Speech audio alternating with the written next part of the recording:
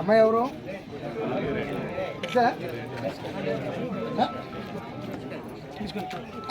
అమ్మాయి తెలుసా?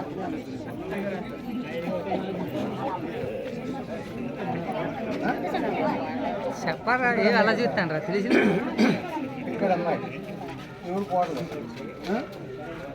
భగవంతుడు కష్టం కలిగించేది కదా కదా.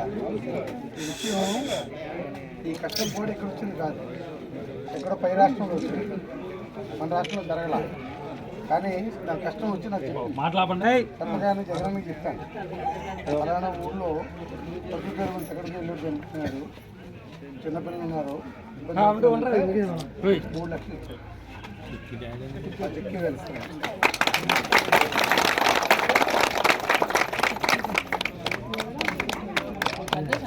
అమ్మాయిలా చెప్పు 3 లక్షలు